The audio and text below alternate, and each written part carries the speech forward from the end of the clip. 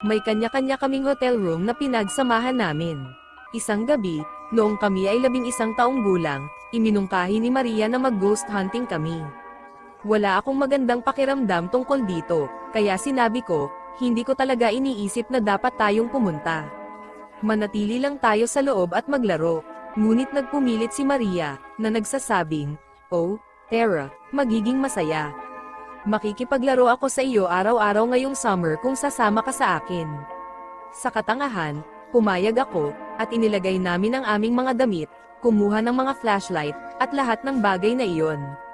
Pumunta kami sa convenience shop sa resort, para kumuha ng ilang soda, at pagkatapos noon ay nakita ko siya. Sa likod ng rehistro ay nakatayo ang pinaka-nakakatakot na babae na nakita ko.